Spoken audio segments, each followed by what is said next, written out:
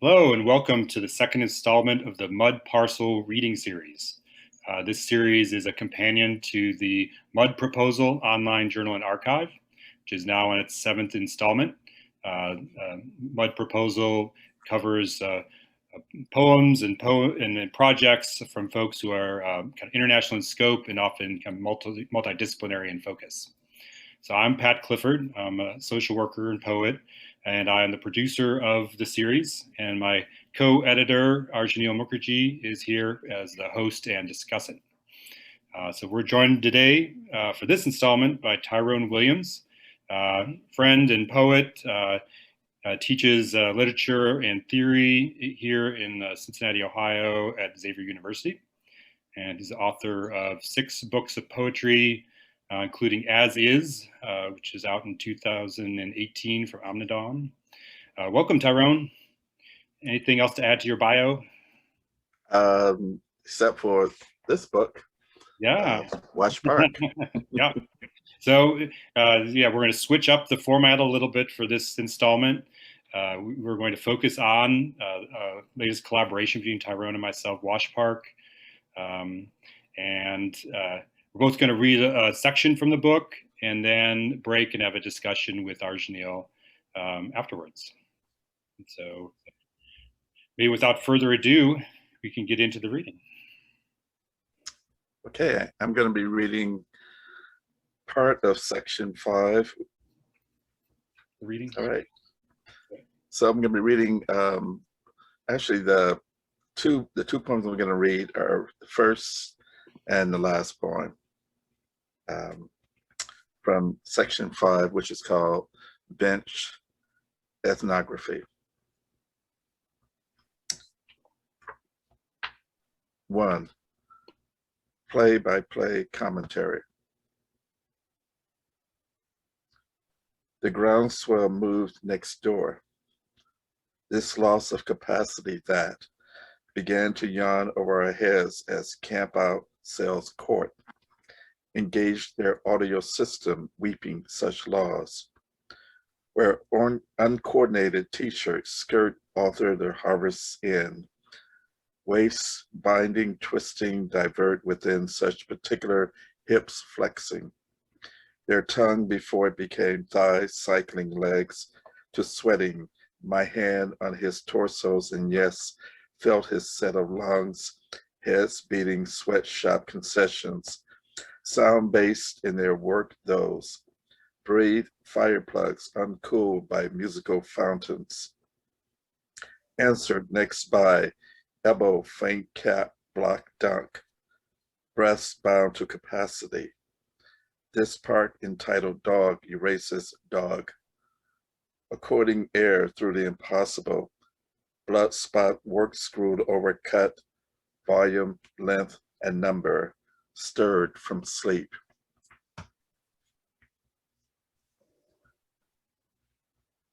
Six, color commentary. The playground is just the veiled inner levels of the reversal. What is out in plain view is precisely what remains outside perception. Floats and peculiar, do motto. Decanter awning the hold. The spectacle of the object salutes upheaval and removal as mediated, and thus not seen through the fine handshakes, slaps on the back. Distracted gold with a rubber cup. Glow, they go off, bisected about everything. And so the invisible is made invisible again, a doubling that produces the difference of progress, to say nothing of creative consent. Have to think, in fact. Left sentence. A button backwards tires, habit tightening and reared. Send up the solstice. No people lay its shape. Before the hoops, none dream of just what it is, and nothing more or less was designated for relocation. Farther west, young bloods. Remove avenge and smoke unsure the cold stoop of all attraction. Before the tripwires were strung along the boundaries of the open meetings, consultations pointed at every nappy head. Score the run and can't see me. Check. Check again. Man up. I got him. Post. Take it. Up is what it is, optimally. Drink of the sweet wall.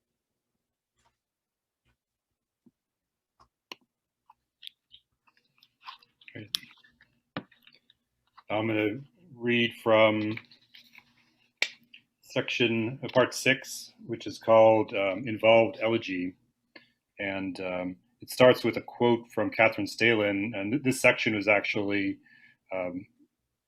started from a recorded interview with Catherine Stalin that Tyrone and I did, and involves some of her themes, words, and things that kind of riff off of the spirit of Catherine. So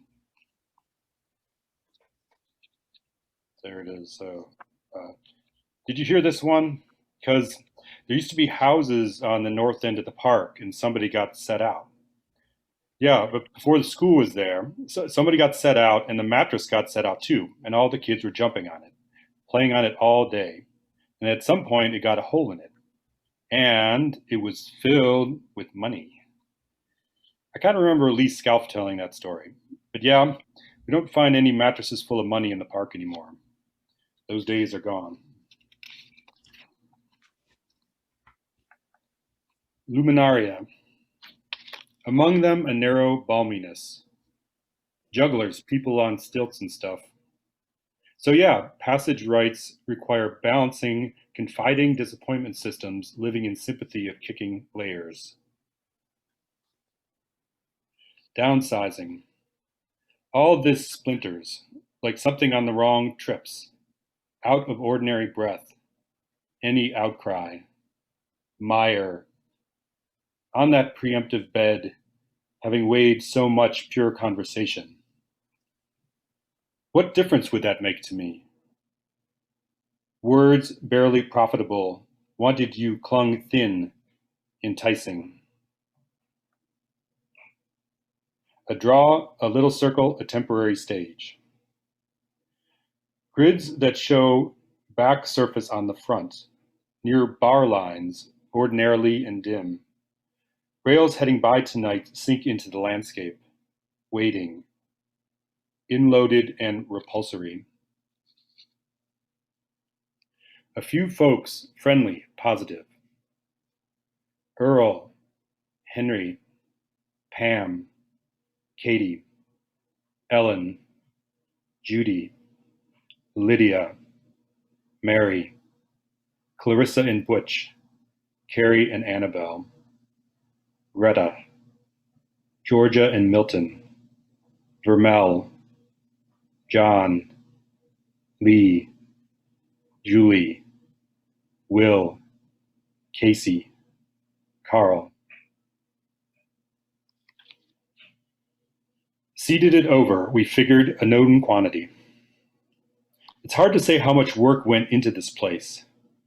Miniature garden with moldy tear. Plant afternoons lovingly executed. Put in, on, and was called a jar. And well, you know, pregnant. After discarding of the massive beams, should we spend a red flashing after jealous atrophy plots? More mindful of my time. Isn't it echoing half onto her? Mother in a bustling scale, two in a scale. Tones, whisperings, it is the lapses, that's all, according and around elementary radiance. Hard to remember what was there. The ancient clay act piled in the returns, fictional shifts, cornice to cornice, the jungle of roses, olive trees, and summer attractions. Thus, it is not literal, her vague abolition.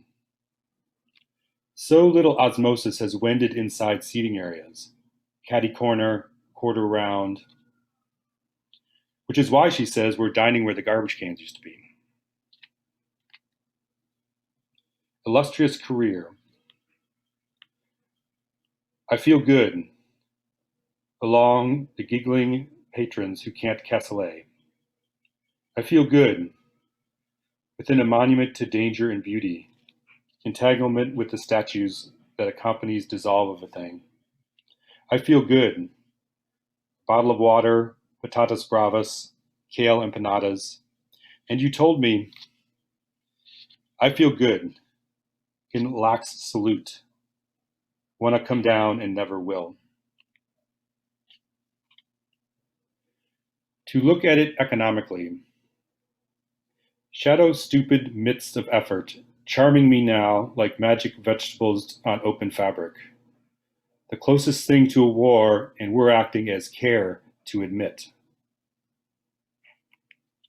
And finally, we're letting ours run amok. Prepare the missionaries collegial to sanction activity for sprawling so many argues to a way of coherence. Our social engine ran short. We lie in hasty primacy of a wet dashing refused of the axis.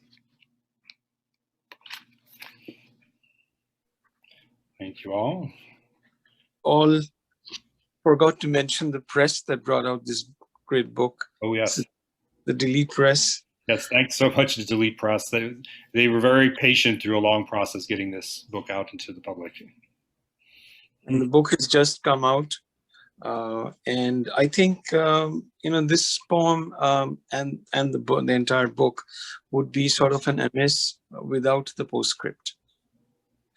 So why don't Pat and Tyrone, you talk about the background of this book, the story of this book.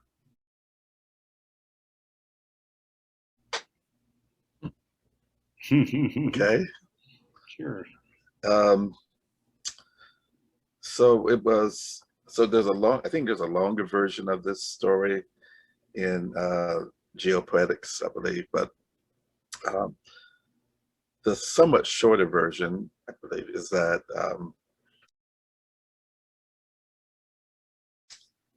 around 2008, 2009, just as my involvement with a local community organization called Ink Tank was coming to a close and somewhat controversial in terms of some of the issues with that particular organization. But as that was coming to a close, it also coincided with Pat, and I believe this happened while you were on vacation, right? Is that correct? Yeah, going on vacation, then returning to Cincinnati to find he did not have a job anymore as director of the homeless shelter here in Cincinnati. Right. So you want to pick it up from there? Yeah, I've been at the Drop-In Center for 20 years, and came back to find I was on my own at that point. It was, it was the summer of 2010. 2010. Yeah. And to me, a lot, and it also coincided with a large renovation of Washington Park. So even before that, they had already put a fence up along the park, which was a major urban park right next to the shelter. And so the shelter where I worked in Washington Park was kind of like the front yard of the shelter, so to speak. And it was, a place where I had worked, every day for 20 years and had lived near there at certain points. So I think we had conceived of the idea beforehand that, when the fence went up, we're like, wouldn't it be an interesting project to really kind of track this through the renovation? And so so Tyrone and I made a point.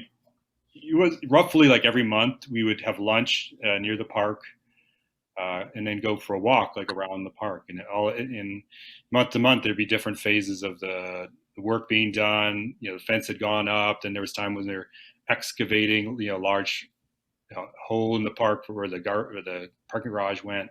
There was one time when they were excavating old remains of burials that were there still in the park from a previous age, and so they were going down and excavating those burials to remove them. And then just also we would go around the perimeter of the park where a lot of renovations were going on, different points. And in photos, as you mentioned, Aryanil, we would take photos as well and communicate in between the bunches. Mhm. Looking back, it's like it was a 6-year process. You know, each of the sections is kind of dated as to when that section was capped. You know. Okay. But it was, you know, I think we went through the renovation of the park, through the opening, and then a couple of years into the life of the new park. So we kind of spanned a 6-year period before and after the whole process. So your collaboration actively began around 2010, or was it just prior to that? I think it was just prior to that, maybe late or maybe summer of 2009 that we actually started sort of talking about the project. Yeah, you know, I just took out 2 simple lines from actually the portions, the sections that both of you read. And these 2 lines, pretty straightforward narrative. There's apparently not much poetry in it as such, quote unquote, but I would sort of view the book in the light of these 2 sort of separatist lines. So the first one is from page 38. I believe it was Tyrone who writes, what is out in plain view is precisely what remains outside perception.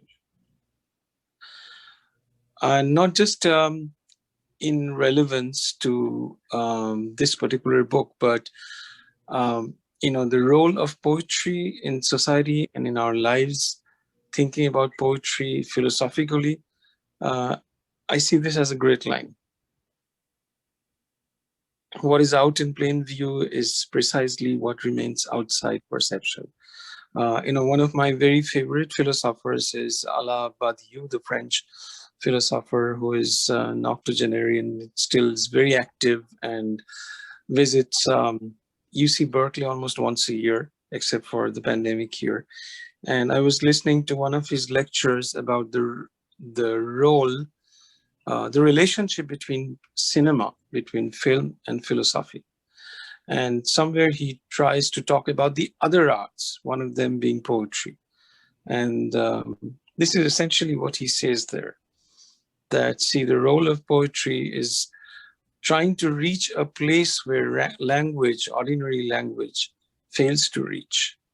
And poetry tries to reach that. Visual arts, once again, in the very same way, it's trying to reach a place which is apparently unseen by the other arts. And we fail, of course, and that's why we write again. A new generation comes along and writes again. And that failure essentially is the celebration of the arts. So this line is going to stay with me for the rest of my life. And the other line, which I believe came from you, Pat, page 43, a rather apparently plain line where you say, which is why she says, we are dining where the garbage cans used to be. So anything you want to say about both of you? These last 2 sections and these lines. I mean, I'd say, you know, one thing that kind of accompanied this whole time period was there was a lot of you know, media hype, kind of official celebration of the renewal of the park. And I know that it was, you know, in the public view, it was, you know, the renovation of the park and the opening, it was seen as a very simple act of urban progress, you know, almost across the board. But I think what we both experienced, you know, both historically and kind of relationally, and just with a different lens, bringing a different lens to it, was a lot more complex than that. And so I think that, you know, when things kind of are layered and layered and layered on themselves, it is hard to view what's right in front of your eyes, I guess, you know. Mm-hmm. Right. It's kind of a reality check, but you know, you got to go backwards to get there, I guess. I don't know if that makes sense. Tyrone, can you say something coherent? I don't know. I can say something. I'm not sure about the coherent part, but I mean, when I think about that line that you mentioned, Aryanil, I think about this in terms of the way in which, you know, I mean, so speaking of the complexity, when the park, before the park was revitalized, let's use that word, it was a place where, you know, a lot of homeless people congregated. There was indeed, we might think of as sort of low-level criminal behavior in terms of drugs, drug use and drug sales and so forth. It was mainly drinking, actually, and it was like now there's an open bar in the park. So it's like, Right. so was So it a the lot of, drinking that was a problem, or was it who was drinking was the problem? it was right. There was unofficial, you know, or illegal drinking, but you know, before it became legal to drink in the park. And so, but the main thing for me is the way in which the people.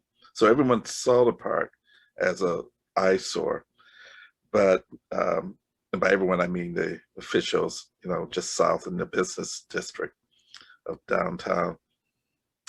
But they saw the forest, if you will, but they didn't see the trees. They didn't see the people in those environments, and certainly, and no one particularly cared about the peoples individually. It was just, you know, the forest. And so what has happened now, of course, is with the regeneration of the park is the opposite. Now, any person who looks like he or she or they don't belong, that is someone who's perhaps homeless, you know, stands out, becomes almost too visible in some ways, I guess, and no one very much can perceive the park itself because now the park looks like the way, I guess, the city officials want it to look, which is to say like the rest of the business district of downtown Cincinnati. And so the question of invisibility and visibility is one thing we were playing with in that line. Who gets to be visible and who gets to be invisible? And who gets to be part of the forest and who gets to be part of the trees? Well,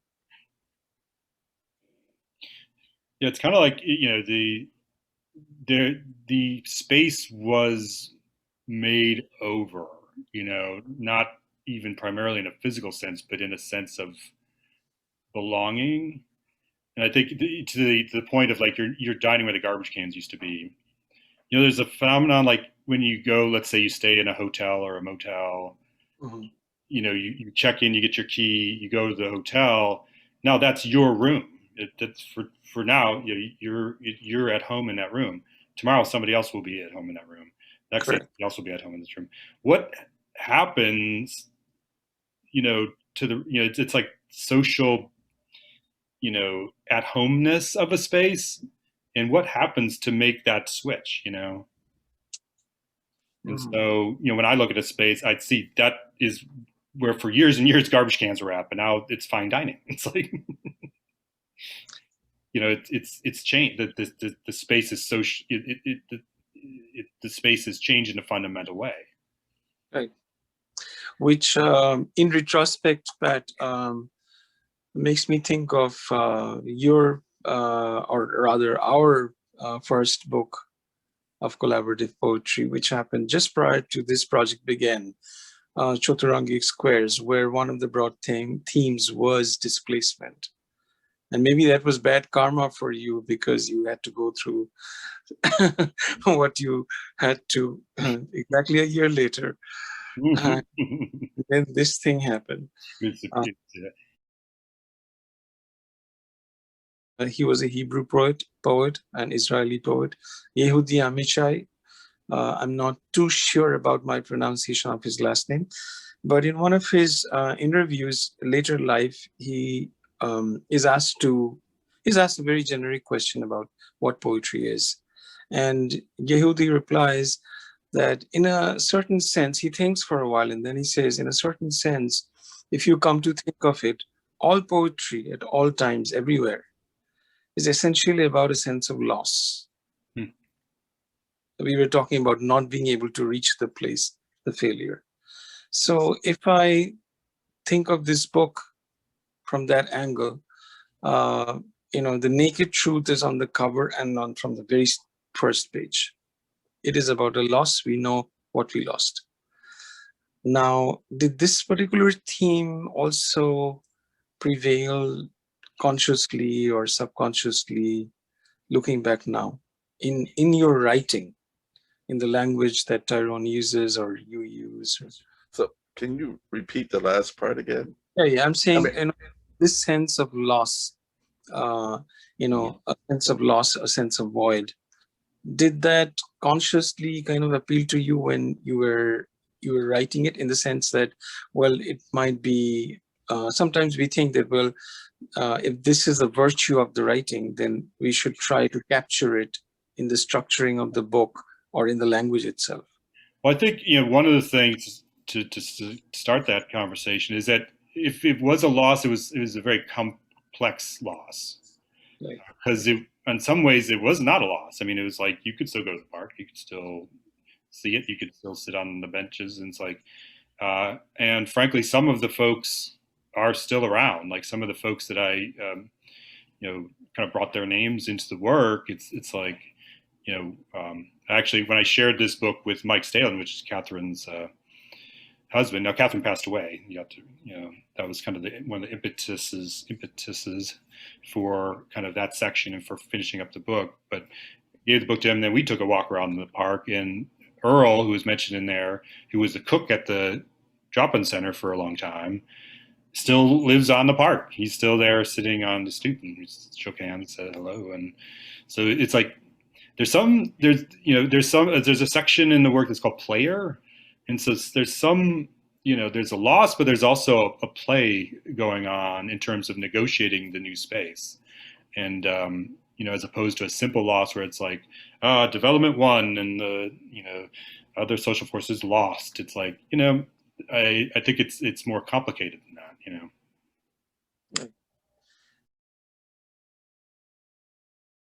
And when you, did you, both of you write section-wise or poem-wise?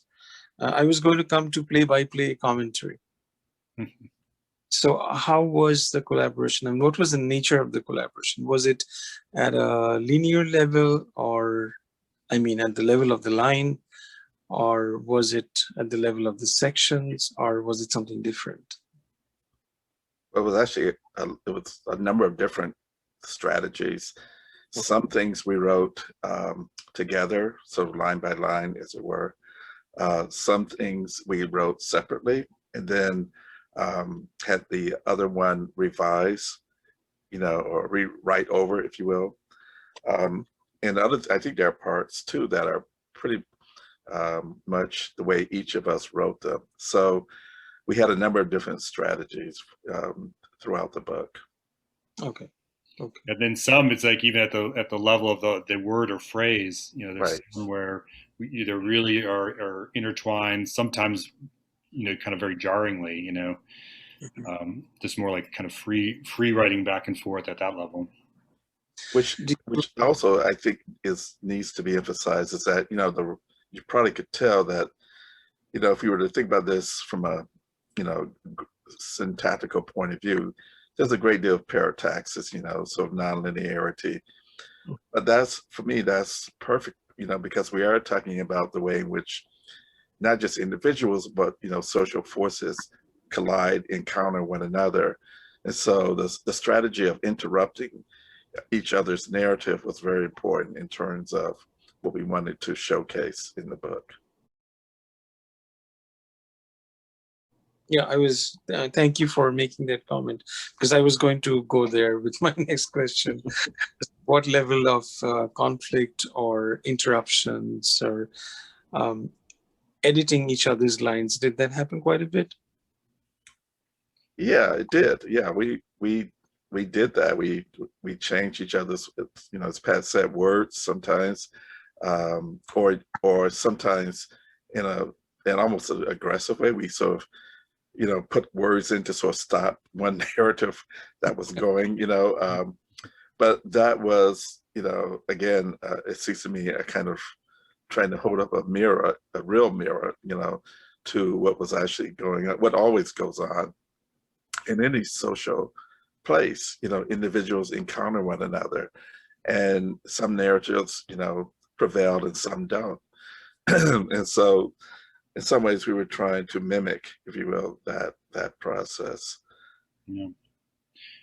Yeah, and you know, a lot of these were kind of born of like, you know, urban walks, like walk around the park. And it's like some of the things you encounter are just really absurd things, you know, that we would see, like, you know, giant construction cranes that look like, you know, giant insects, you know, you know, that are, you know, excavating a big kind of, you know, the graves, you know, like burials being exhumed, you know, on your, you know, and it's like, it just, these are all coming at you from different lines. And so it's like, to me, that it feels more authentic to what we're trying to express, you know. Mm-hmm. I see. So for Tyrone, was this your first attempt at collaborative poetry? Yes, absolutely. But you know, I've talked about this before, that in the past, and even after that, you know, I have collaborated on, as a writer, with you know, other, shall we say, individuals and other groups. You know, for example, in Smalley Park on the riverfront, you know, I worked with the City Parks and Recreation and worked primarily with a stonemason, and that was a lot of fun. So I've always enjoyed collaboration. It's a challenge, obviously, but it's also, as you know, the obvious thing is that it gets you out of your own egocentric, you know, sort of perspective, and forces you to make compromises, forces you to change things that you would otherwise do, you know, as on your own, as a quote unquote solo artist. But for me, it's the social aspect of this that I really enjoy, because, you know, we are in the end social beings. So yeah, exactly. You know, that has been my primary feeling when it comes to collaboration. I virtually do not interact, you know, directly with any other person when I'm writing poetry or when I'm doing math. There's virtually very little collaboration. But when it came to collaborative poetry, you know, it's such a wonderful feeling to know that, you know, you're not alone. Right. And there's someone who is constantly reading your work, both with a readership that you like and you may not like. Right.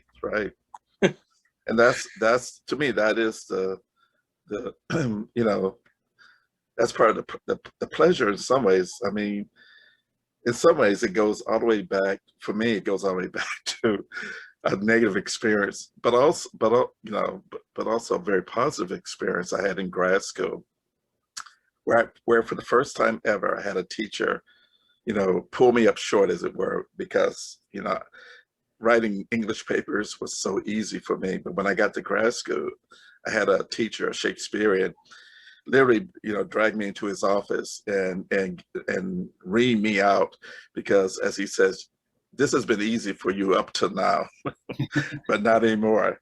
And it was the best thing that could have happened to me, you know, to get called out that way. And so you've been passing it along ever since.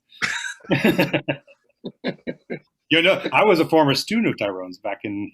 Yeah, right. I guess we need to emphasize that, right? I'll vouch for that. Yeah. So I'm sure for Pat, this collaboration was also a little bit of revenge too. No.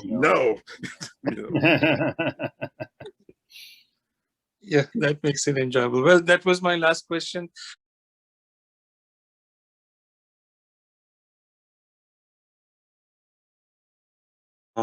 Because we constantly are trying to renew, we are trying to just demolish what was out there and kind of come up with a new style, a new voice, new content. So I tend to think of that as the, you know, the Derridian element of deconstruction that we consciously or unconsciously accommodate in our work. But yeah, the main difference for me it would be there's like a top-down gentrification and there's like a bottom-up maybe regeneration. Yeah, reconstruction. That makes a big difference. You know, power makes a big difference, and so I think there's power at work in the poetic world. I'm sure that there's folks that are trying to canonize themselves or work from top-down level, but working, from your own voice, kind of building community. I think to me, it's like a collaborative approach. An approach to poetry as a community builder I wouldn't call it necessary gentrification. But. I'm trying to look up the title. That theory is, that idea is behind the theory of the avant-garde. Renato, I'm looking at the title now, Pacioli, the writer, and that's the essential thesis there, is that in some ways the avant-garde, after the historical avant-garde, becomes a way of well, let's put it this way: it's complicit with capitalism, with the overproduction, if you will, of the new, right? New products, and so yeah, that is a familiar theory that, and certainly if you think about this in terms of the business of poetry, I mean, there's no question that that's the case, because every publisher, editor is looking for the new thing, right? The new thing that sets something apart from something else.